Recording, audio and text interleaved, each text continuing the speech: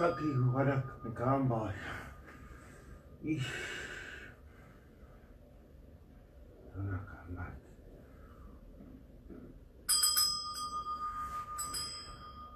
Ay, qué patay di mana ya.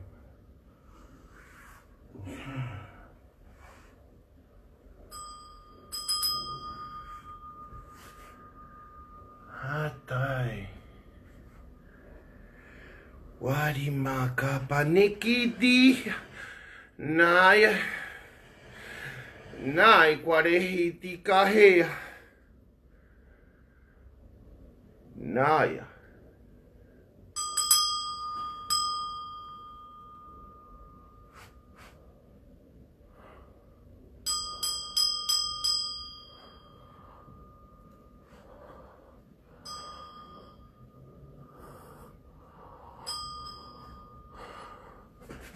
Tuga, papá. Oh, ay, ay. Hush, hush, hush, hush.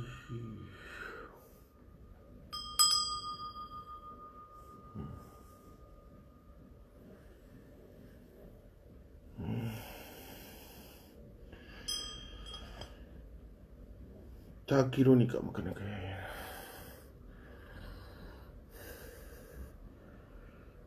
Shaftiki.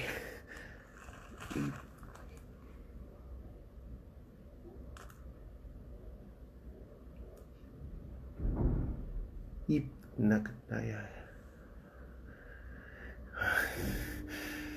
Uy, kitkina.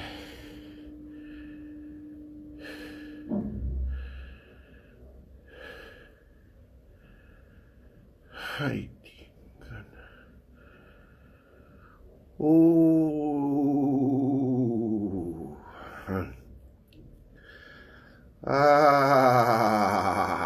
Shi.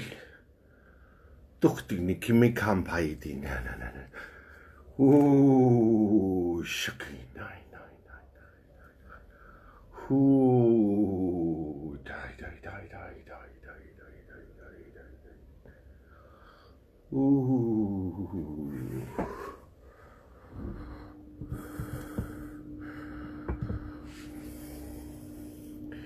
Llegamos al templo.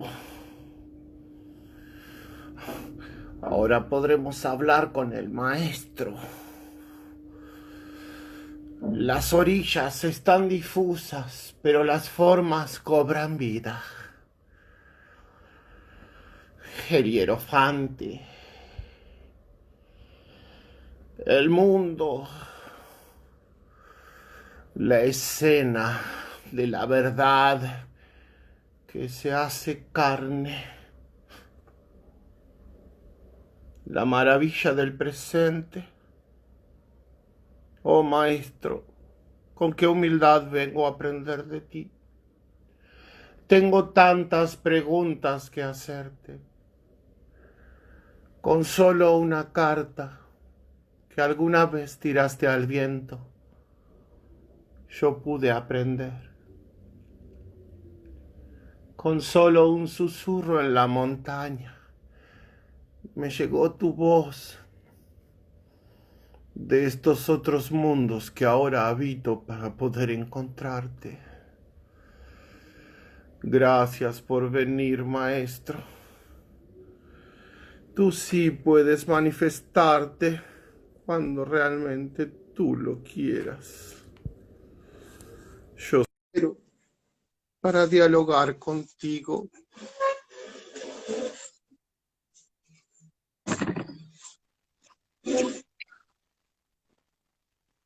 Maestro, gracias por haber venido. Tengo tantas preguntas que hacerte de cómo creaste el mundo del teatro, tantos fundamentos que llegan con el viento acerca de tu magia.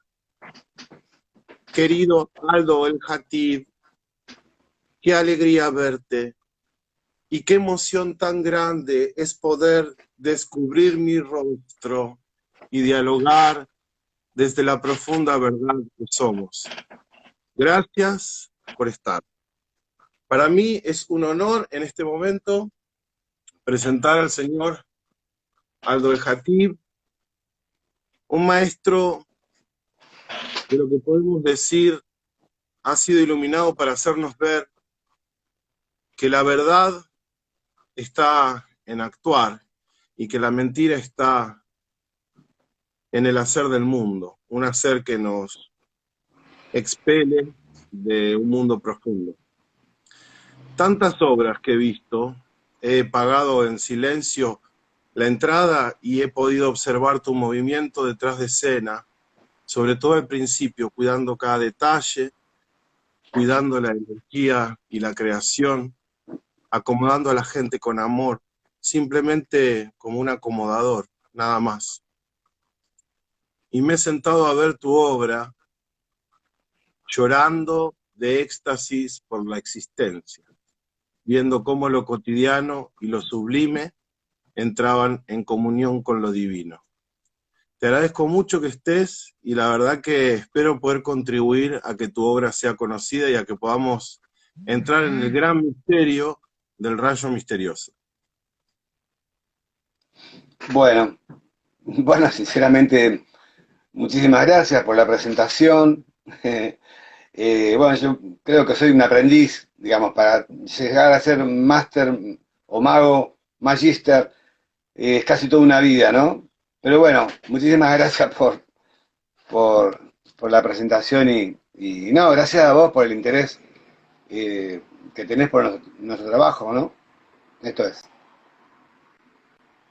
Ciertamente el trabajo de un núcleo de personas que puede ir más allá del yo es ciertamente un trabajo que toda la humanidad puede escuchar, como tus obras tienen un lenguaje tan universal, ¿no? A mí me poblan tantas preguntas que me han hecho llegar a este punto, y una de ellas es, ¿cómo habrán sido los padres? ¿Cuáles habrán sido las enseñanzas de Aldo para poder arribar al manifiesto que nos unió, como carta que enviaste por el viento, sin ponerle un destinatario específico, pero dejando tu remitente, y que yo haya abrazado tantas noches y tantos días del alma? ¿Cómo fue tu historia familiar para llegar a ser hoy un referente del teatro? Bueno, bueno, mi historia familiar, como me imagino la de muchos, generalmente la de muchos que se introducen en el arte, suele ser a veces diferentemente conflictiva, ¿no? Que obliga a una especie de búsqueda, ¿no? De esto, no sé si de expiar culpas o es un poco como el mecanismo del chamán, ¿no? Que se le provoca una crisis y que esa crisis luego la trata de trabajar, para decirlo de alguna manera, de entrenarla para poder proyectarla, digamos, y que eso sirva, digamos, como una especie de reacción hacia los otros, ¿no? Es decir, una especie como de curación hacia los demás. Esto es un poco una situación crítica, en mi caso, digamos, mi familia, cuando yo era muy pequeño, mi abuelo se muere y queda en la bancarrota después de haber vivido, para decirlo de alguna manera, como una familia diferenciada de lo que eran las demás, desde el punto de vista económico, digo, ¿no?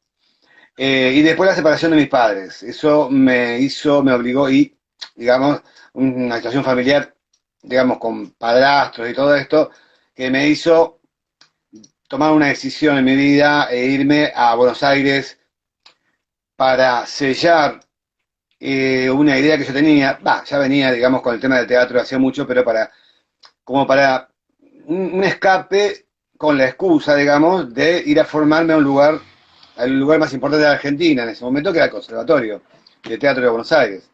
Entonces, sí, tuve situaciones muy conflictivas que me obligaron a llegar a esta situación de búsqueda, ¿no? Y que luego, con todo un aprendizaje, digamos, me fui dando cuenta, digamos, que había muchas cosas por aprender y cada vez se me iba abriendo una puerta nueva, primero con el teatro, luego con Antonina Artaud, con Jesse Grotowski, entonces me obliga a ir a la antropología, a la psicología, es decir, la antropología me obliga a leer un poco sobre el chamanismo y, bueno, desde los orígenes mismos del teatro, ¿no? Es decir, te obliga a ir, por qué unos tipos, en los misterios de Eleusis, por qué unos tipos se disfrazan, entre comillas, se ponen las pieles de un animal, en este caso un macho cabrío, se ponen las pezuñas, cuernos, hacen escapar a un macho cabrío, lo persiguen, lo cazan, lo matan, se lo comen, digamos, crudo, piel, huesos, carne, sangre. Esto es lo que dice lo académico, ¿no? Son un posible origen del teatro de la tragedia, del teatro occidental, no de la tragedia griega, ¿no? Esto es lo que dice Silvio D'Amico en el primer libro de la historia del teatro universal. Entonces me pregunté por qué estos tipos hacen eso, ¿no? Quedó todo como un velo, o sea, no sé, a ver, el libro luego no profundiza en eso y queda como eso es un registro, siendo un registro antropológico, un registro que ha quedado, que ha quedado incluso en muchos escritos, hasta en la Ilíada, por ejemplo, Homero habla de los misterios, ¿no? En donde dice, mira, acá tengo, te lo leo, dice, Homero en la Ilíada, en el himno a Demeter, porque al final tiene varios himnos, a Apolo, a Dioniso, en el himno a Demeter, dice Homero, feliz aquel entre los hombres que ha visto estas cosas, quien en cambio no se acercó a los sagrados ritos, quien no participó en ellos, no gozará de igual suerte y se desvanecerá en la oscura tiniebla. ¿Mm? Bueno, ahí Homero está diciendo que el que no, nunca fue un iniciado, porque eran iniciados los que participaban de estos ritos, no podía salvarse, es decir, no podía arribar o sea, la palabra Eleusis viene de Elysion, que significa lugar de la felicidad, lugar donde vos encontrás la gracia. Bueno, no sé, me escapé me escapé de mi casa para irme a Buenos Aires y me escapé de un poco bueno, de seguir hablando de mi infancia, pero bueno, eso fue un poco, sí, hubo una crisis, claro, No, yo creo familiar. que está muy claro que la crisis familiar pone a lo dionisíaco y a lo apolíneo en juego. Yo creo que evidentemente empieza a aparecer esta manifestación del misterio que te empieza a iniciar naturalmente en algo que vos empezás a recordar y a seguir sus pasos. Son rastros que van dejando, son sincronías que se producen para que el conocimiento se revele a las personas que solamente pueden tener la facultad de leer aquello que necesita ser leído en algo que está tan encriptado, está tan asegurado de que no sea violado por ninguna persona, que sea una persona que luego lo ignore, es decir, que ya sea ignorante previamente, porque se sepa que lo que busca no es lo que quiere encontrar. Entonces, nos encontramos básicamente ante una persona que hace el camino del héroe y que logra realmente hacer del mito una bandera y toma lo griego como un lugar de partida para un desarrollo dramaturgio que realmente es universal. Entonces, mi pregunta es, ¿cómo es el arte de los incomprendidos? El arte de los incomprendidos. ¿Los incomprendidos quiénes son? ¿Los que no conocemos? Los O incomprendidos yo, por son los que ejemplo, el o los que no sistema, conocemos. no, son los que el sistema no comprende por lo que hacen. Es decir, en algún punto vos querías saber por qué este banquete totémico se produce en el contexto de un movimiento ritual teatralizado sagradamente, en donde la persona incorpora el espíritu del macho cabrío, digamos, el cernudo, el dios con cuernos, que tiene tanto que ver con los celtas. La mayoría de los pueblos originarios de Europa, digamos, los cuernos representan sabiduría. Después la iglesia va a usar todos esos lugares y sobre esos lugares va a poner a los dioses cristianos, pero va a utilizar la magia de esos lugares porque saben que la población a los lugares donde han puesto a sus dioses de la naturaleza es a donde van a rendirle culto. Entonces muchas veces la Madre Tierra pasó a ser la Virgen María. Son cuestiones de colonización, ¿no? Diálogos opresivos que intentan borrar el pasado. Un No, y de pasado que, hecho, por digamos, cierto, de robo. De hecho, de robo, digamos, porque los misterios de Eleusis comenzaron a ser, para la Iglesia Católica, comenzaron a ser un enemigo, es decir, un rival a ganarle. Entonces obliga al Senado romano en el año 184 a prohibir los misterios de Eleusis. Y de hecho después toman al macho cabrío como el símbolo del demonio. Es decir, el símbolo del demonio que tiene la Iglesia es la cara del macho cabrío con la barba, los cuernos y las pezuñas. ¿De acuerdo? Entonces esto es un poco lo que ocurre, ¿no? Esta descomposición del sentido que se realiza, ¿no? Porque luego de los misterios de Eleusis hay una pérdida de sentido, una degradación del sentido original. Yo siempre digo esto, ¿no? Que pasa a ser la tragedia griega, ¿m? Que en su momento, digamos, la verdadera ceremonia, la verdadera participación, se realizaba con un 90% de acción, es decir, de movimientos, de cantos, de todo lo que tiene que ver con lo sensorial, y un 10% de texto, llamémosle. Y luego la tragedia griega pasa a ser 90% de texto y 10% de acción. Es decir, los actores trágicos directamente no se podían mover, incluso por el vestuario no se podían vestir solos, tenían ayudantes para vestir. Es decir, cómo hay una degradación del sentido, ¿no? O sea, yo creo que la humanidad, digamos, en vez de ser una evolución, digamos, interrumpida, recorre un ritmo de degradación y muerte de las intuiciones, fundamentalmente. Esto es lo que nosotros tratamos de trabajar con el entrenamiento, es decir, por eso los espectáculos, digamos, como que tienen un carácter universal, bueno, más los últimos, no los primeros que escribí, porque realmente todavía no tenía claro qué era lo que quería, tienen, digamos, este componente de búsqueda de emitir desde el punto de vista sensorial, ¿m?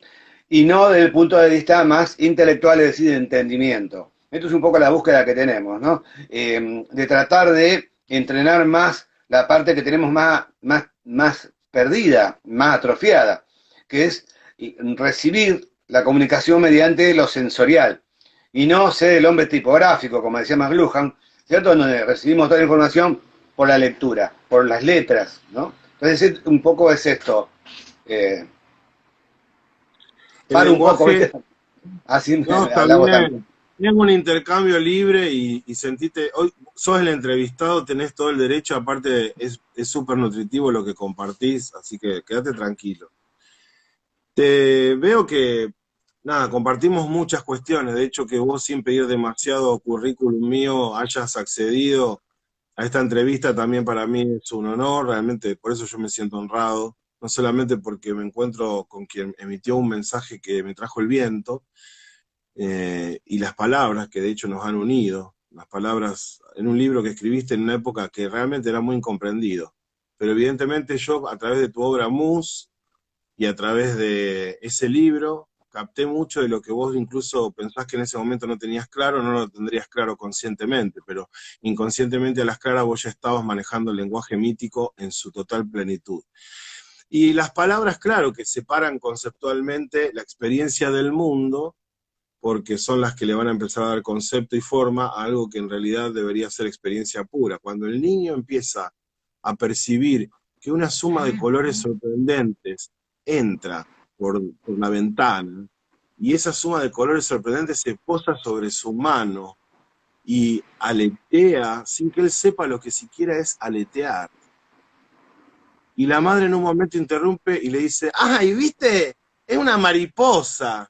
En ese momento se le rompió todo un universo y deja de tener esa magia natural y poderosa que tiene la experiencia sensorial, lo senestésico, lo emotivo. Entonces, atravesando este lago de orillas difusas, de hacer un arte para los incomprendidos y empezar a ganar comprensión a lo largo del tiempo, en la medida en la que vamos recuperando quizás más cordura emocional y espiritual. Lo que más me sorprendió a lo largo de todas tus obras, que creo que la vi en su mayoría, fue sorprenderme en Dionisios Out cuando vi a tu hijo en escena.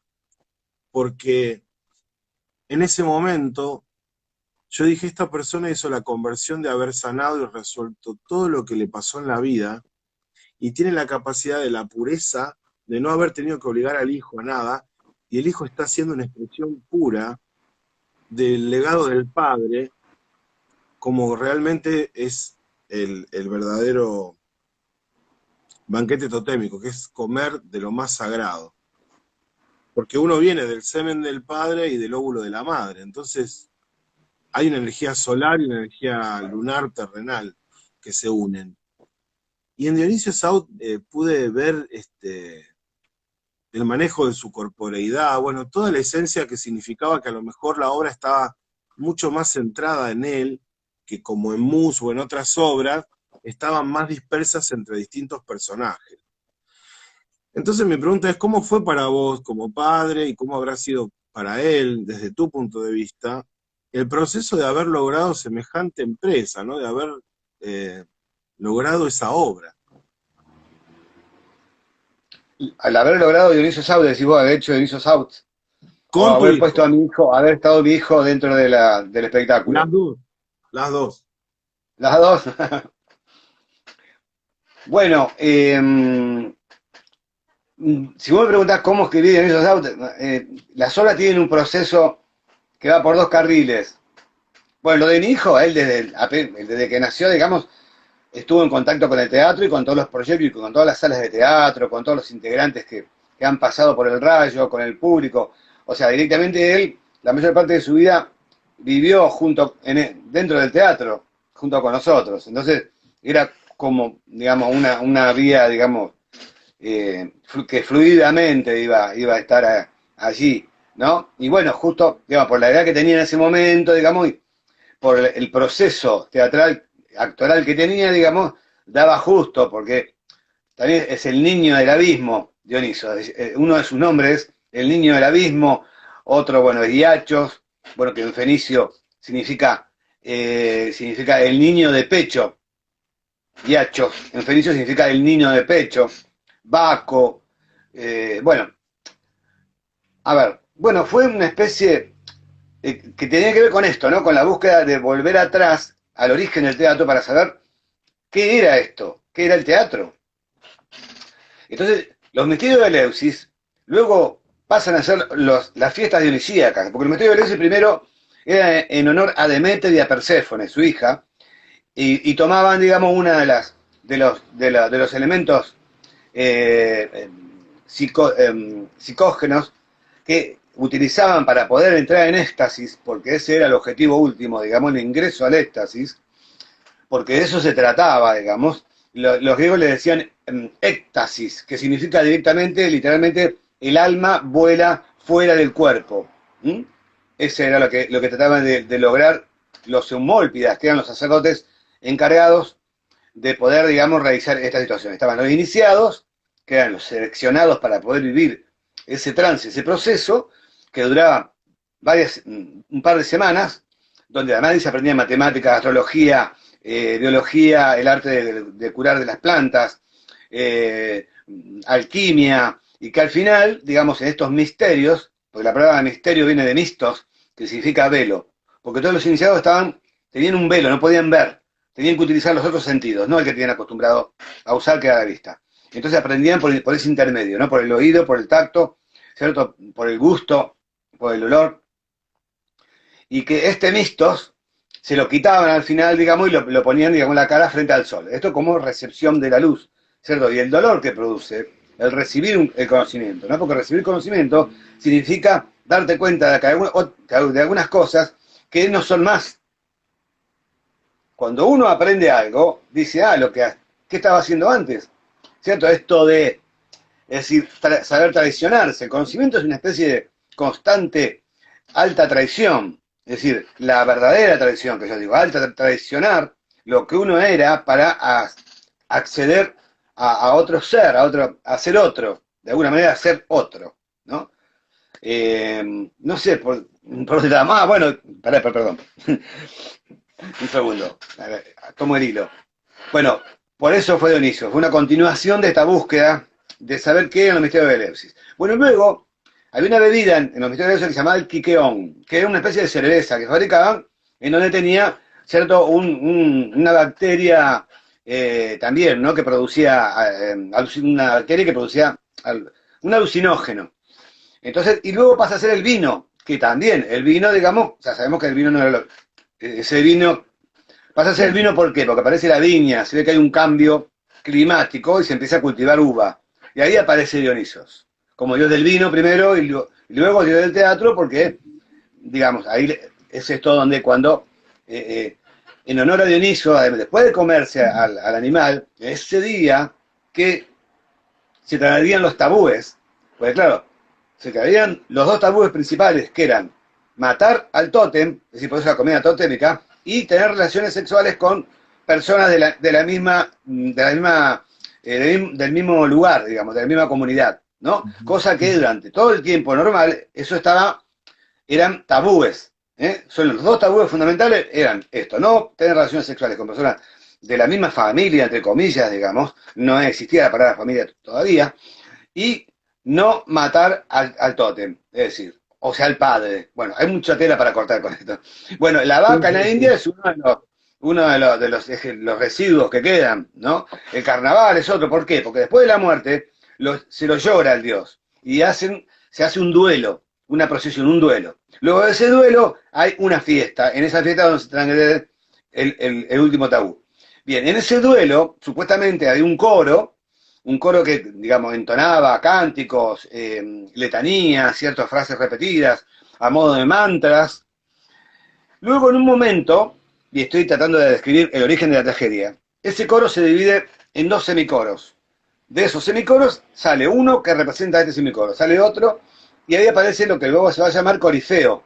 Se empiezan a contestar, y ahí se cree, luego empezaron a traer dioses, empezaron a escribir, y ahí se cree donde aparece la tragedia griega, que luego va a tener, digamos, una importancia impresionante en toda la cultura griega, ¿no? Hasta se hacen concursos, aparece Esquilo, Sófocles, Eurípides, ¿no? Que justamente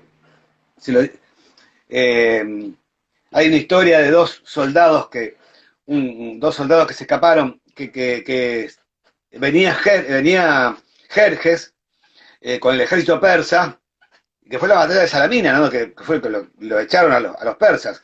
Pero había dos soldados, uno ateniense y otro lacedemonio, porque lacedemonio era un lugar como Arcadia, Esparta, eran todas regiones, pero en ese momento se unieron, para pasarse al ejército persa, porque sabían que ya lo habían ganado una vez, y como eran de mayor número, y entonces estos dos soldados iban escapando para cruzar un bosque para ir a unirse al ejército persa, y dice que vieron como una especie de luz que cayó del cielo, pero resulta que no, eran 30.000 antorchas que iban por el bosque, y esta es una de las pruebas, digamos, que iban hacia Eleusis. Se estaba empezando, digamos, un misterio de Eleusis. 30.000 antorchas, entonces creyeron que era algo que había caído del cielo, una luz gigante.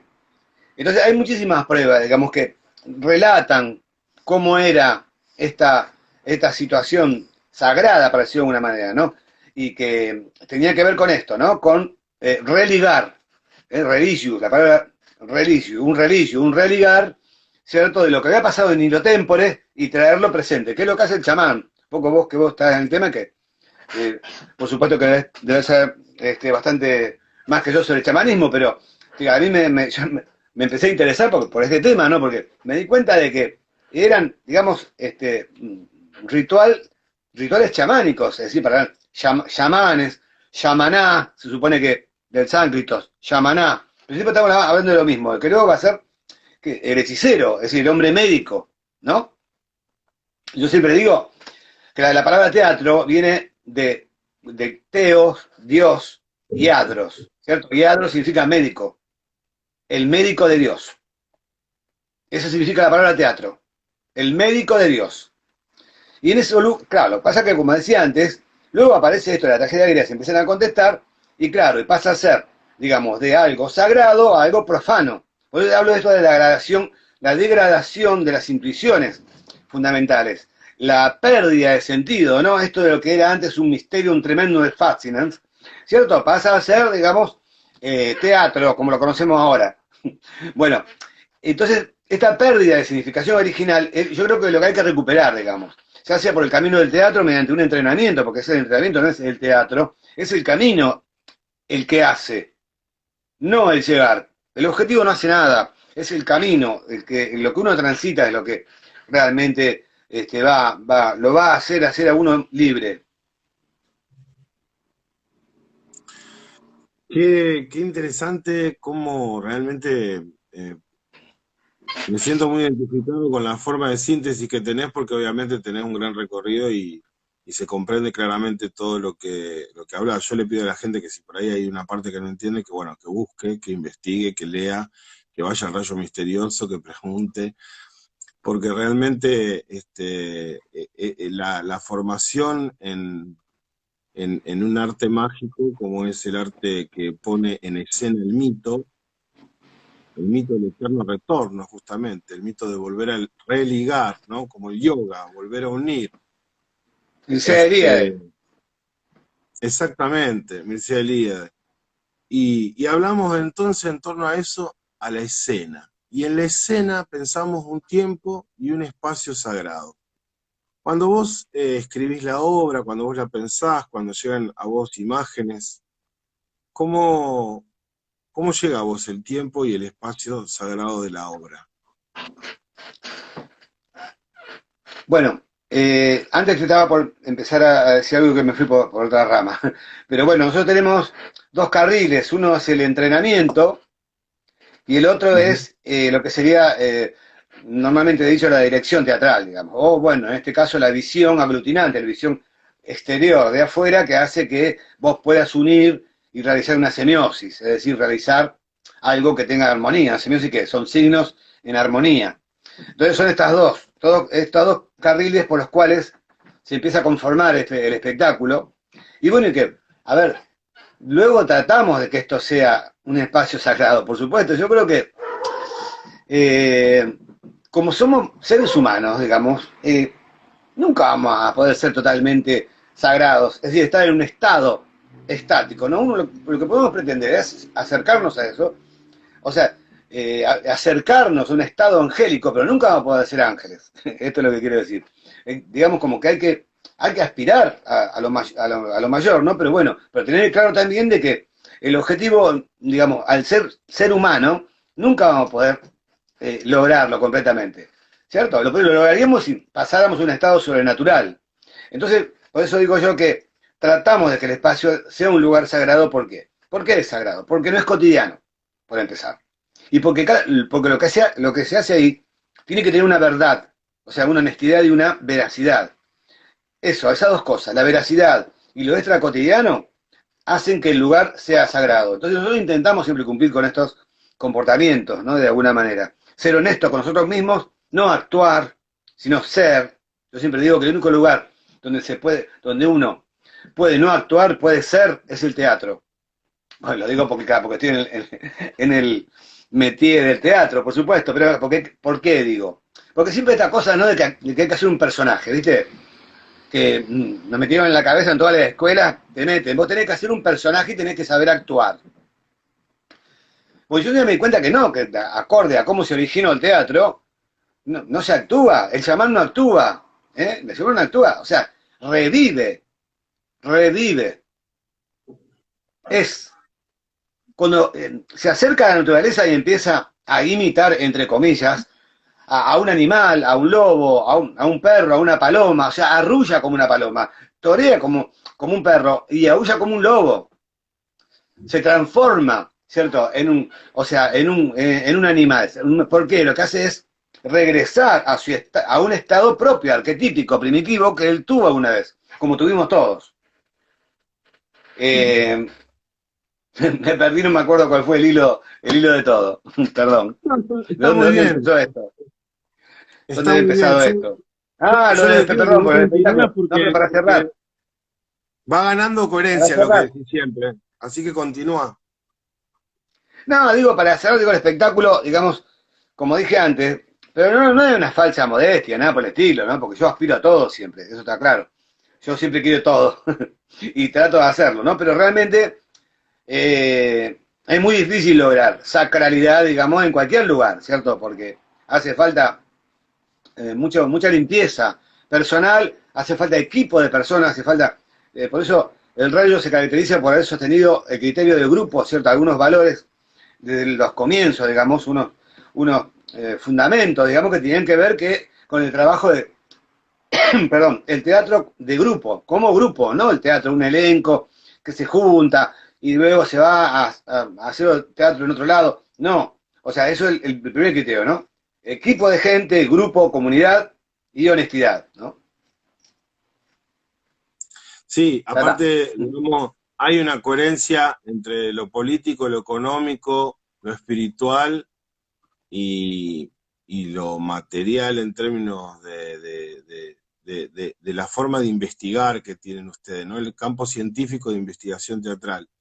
¿Por qué? Porque ustedes, digamos, trabajan de una forma autogestiva, se organizan en tareas, tienen órganos de decisión o espacios de decisión, han logrado con el paso del tiempo tener un espacio propio, han logrado tener el apoyo de distintos subsidios que permiten justamente, como corresponde, ¿no? Que haya un mayor nivel emancipatorio en términos de lo que uno quiere decir y no estar dependiendo a lo mejor de una economía que genere una ideología en particular. Entonces mi pregunta es, ¿cómo es esa etapa de construir el Rayo Misterioso más allá de la escena, sino como un centro cultural, como un lugar de gestión cultural, como un espacio de encuentro?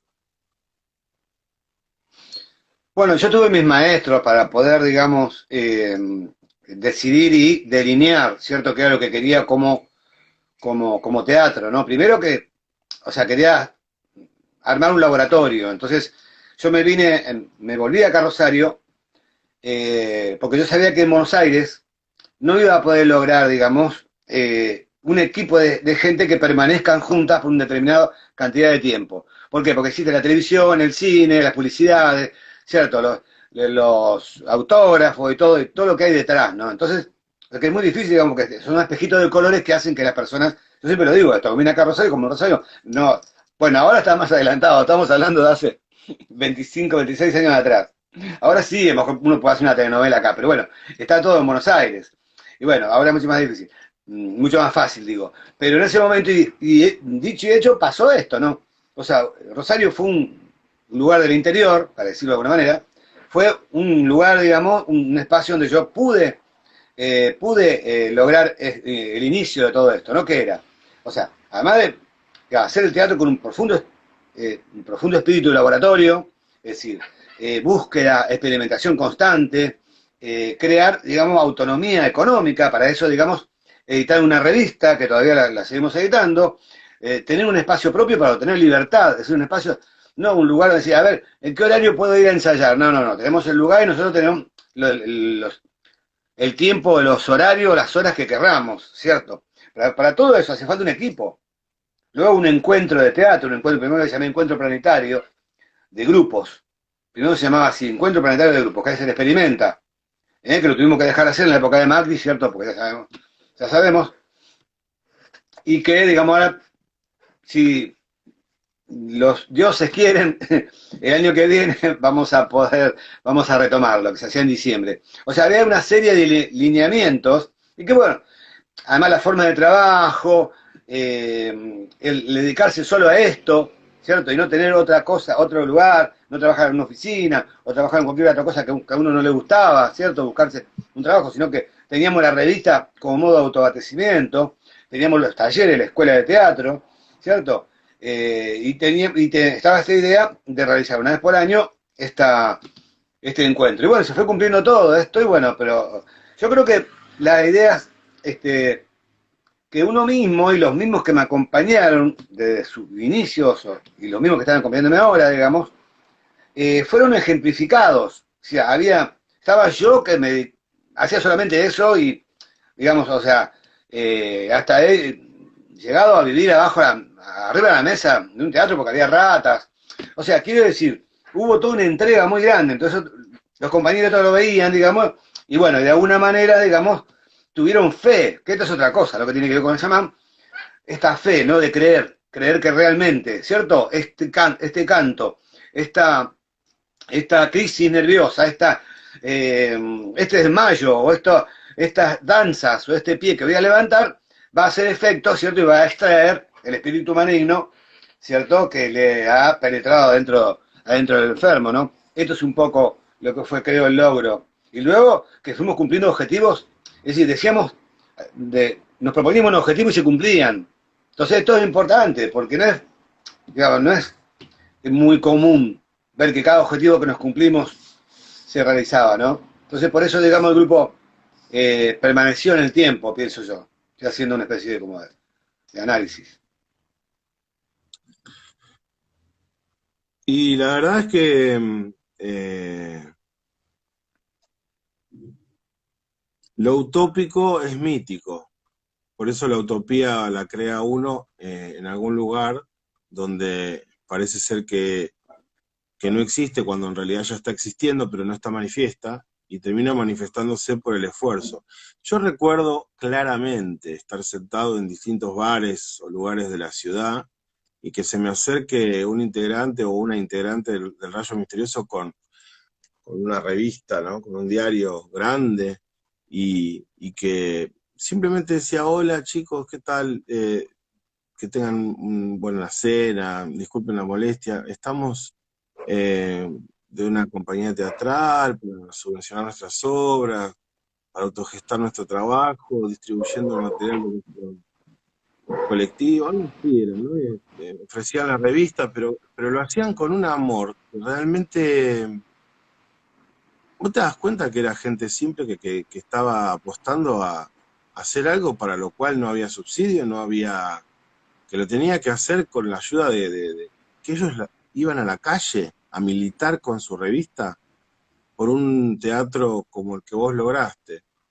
Y después no sé, quería preguntar si el primer lugar, que es donde ustedes estuvieron, fue ahí San Martín al Bajo, o si tuvieron un lugar No, antes. 2 lugares antes.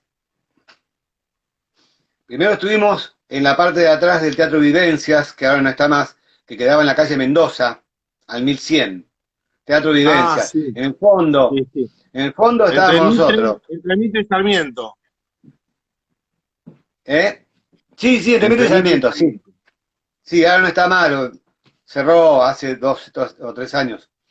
Luego de ahí pasamos a Buenos Aires 990, fue nuestro primer teatro, donde estaban las ratas.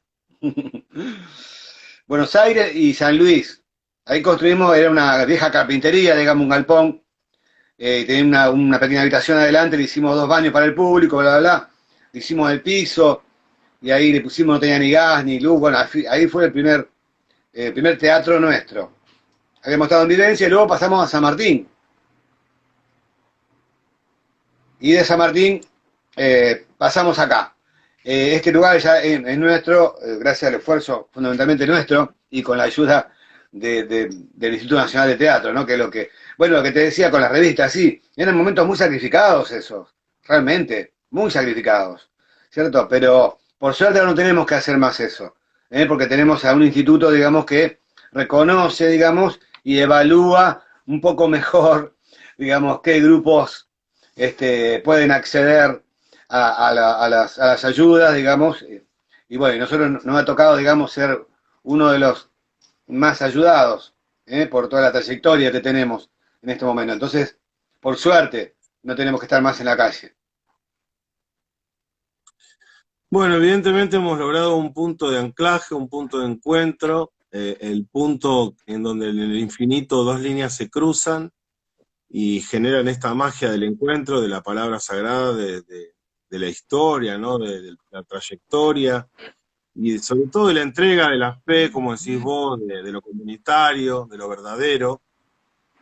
Y para ir concluyendo, me gustaría preguntarte, ¿qué te trajo acá? ¿Qué fue lo que viste en el video que yo hice? ¿Qué fue lo que se compartió entre ustedes como para que en realidad yo tenga la suerte de poder entrevistarte hoy, digamos? ¿Cuál es el nexo que vos encontrás o qué percibieron de un video que muchas veces puede estar cargado de frivolidad o de apariencia y que evidentemente a lo mejor algo se captó de lo que yo intenté expresar?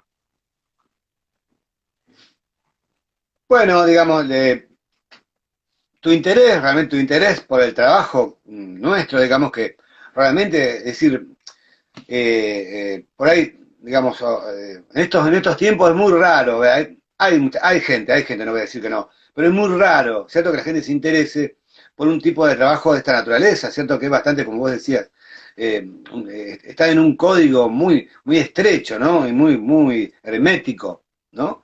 Y después, digamos, los chicos me mostraron, digamos, tu lectura del primer manifiesto que había yo escrito en el año 86.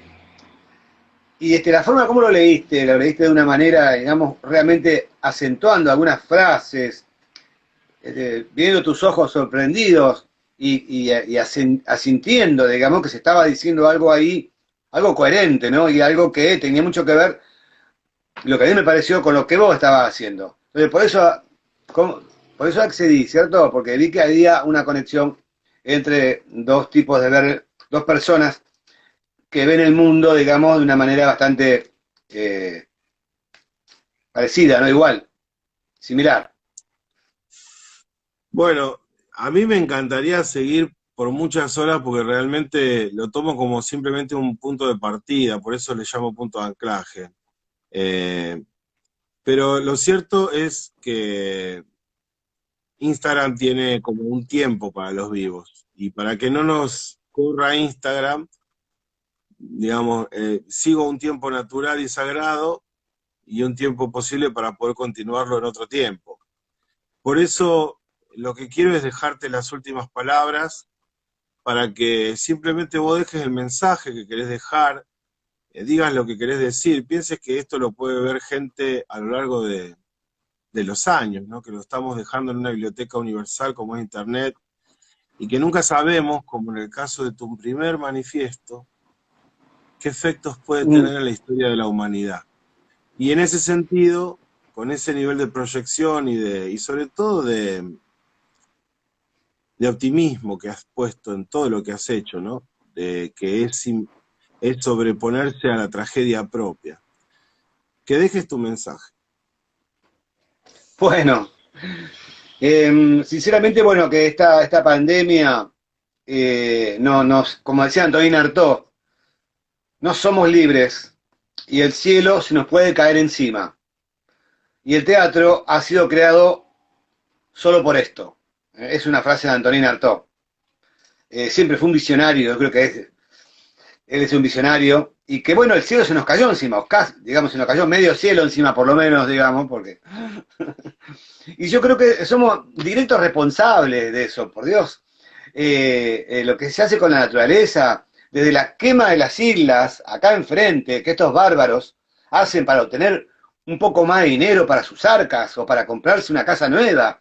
Están destruyendo a todos los pobres animalitos. El otro día había un aguilucho ahí, arriba de un cable, acá enfrente del teatro, que eso no existe, no puede haber no están acá esos. Bueno, desde digamos, África, no sé, este capitalismo feroz, o sea, hay que seguir luchando porque la política tiene que ver con esto, y tiene que ver con las decisiones que uno toma cuando vota, y qué es lo que le dice al otro, ¿cierto? Si al otro le dice, mirá, lo que tenés que hacer es pensar en vos mismo, tratar ¿por qué no ganás más dinero? Mirá acá, te podés ganar mejor, aquello. O sea, de acuerdo al lenguaje que uno tenga, si no cambiamos ese lenguaje de egoísmo y de estar siempre pensando en lo material, ¿cierto? O sea, va a pasar otra pandemia y peor. O sea, el contagio va a ser como el ébola, digamos. Entonces yo creo que hay que hacer que las personas que más o menos son conscientes que el problema es nuestro comportamiento, digamos, tratar de ver de qué manera uno cambia para poder cambiar, aunque sea un poquito del otro, ¿no? Cuando uno cambia siempre para bien. Voy a aclarar eso, no es que uno cambia para mal. Si cambia para mal es porque no cambió, digamos, se fue para atrás. Entonces, bueno, este es el mensaje que yo dejaría, digamos, tratar de que de esto que nos está pasando, digamos, que es angustiante, realmente, nosotros más todavía porque somos los últimos que vamos a poder comenzar, ¿no? A hacer lo que hacíamos, que tengan paciencia y que muchos lo dicen, ya sé, pero hubo momentos de situación de guerra, directamente, digamos, que tienen que quedarse encerrada la gente. La verdad que no salgan, no vayan ahí a pelotudear a los bares, a los parques. Eso es lo que nos va a hacer a nosotros, digamos, ser libres para poder salir afuera dentro de 15 días o dentro de un mes. Así que ese es el mensaje que puedo dejar concreto. Muchas gracias a vos y a todos. Bueno, mirando dos cosas. Lo espiritual es político y realmente el arte y el teatro fundamentalmente es político y, y obviamente que hablamos más allá de un partido político, hablamos del sentido original de la palabra, ¿no? Y cierto es que hace yo un tiempo tengo muchas ideas, muchas imágenes y hice una puesta de escena también de una obra que a mí me gustaría hacer y espero que podamos encontrar la forma, que vos puedas ayudarme a mí a sacarla adelante. Vamos a ver con el paso del tiempo cómo se da todo esto, porque estamos en un ámbito en el cual primero tenemos que pensar en el presente y después en el mañana. Pero mira, con este gesto así tan simple y tan humano, ¿no? Tan universal de unir nuestras manos para agradecer tu existencia, tu trabajo, tu dedicación, tus sensaciones de fracaso, tus sensaciones de dolor, todo lo que hizo que hoy estés acá y todo lo que caminaste para estar acá. Yo, en nombre de un montón de gente, seguramente que soy la voz de muchas personas. Yo te lo agradezco de todo corazón. Te agradezco un montón todo tu aporte a la cultura mundial. No, muchas gracias a ustedes y a vos. Muchas gracias.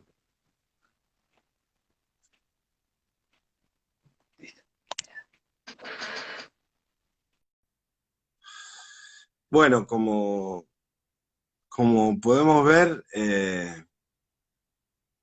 yo me quedaría horas hablando de esta gran magia que se puede producir desde lugares en donde el arte realmente funciona para lo que tiene que funcionar. Les agradezco a todas las personas, pero a todas las personas. Yo voy a hacer una mención por arriba y espero no olvidarme de nadie.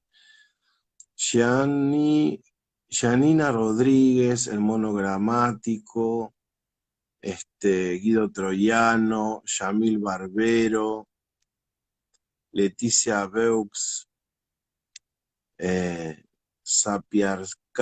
Sapiarcari, ¿qué dice? Brujito Maya, Joa.latana, Rosana Villagiani, 021, Ada Cotu, Victoria G, Daniel Feliu, Kawak, Laboratorio Teatral. Bueno, no, hay un montón de gente más que se unió. La verdad que en un momento esto explotaba. Eh, y bueno, mi mensaje final, digamos, para hacer como un cierre, como anfitrión de este espacio, es que vamos a seguir dialogando con Aldo, están previstos otros proyectos y otras cuestiones, y, y que crean en ustedes mismos, en quiénes son, en su identidad, en su magia, en quiénes son, que el escenario aparente no les cambie el eje de la verdad que son ustedes y que todo esto va a pasar y cada vez vamos a ser más nosotras y nosotros mismos. De lo más profundo de mi corazón les agradezco y nos vemos en un próximo encuentro. Muchísimas gracias.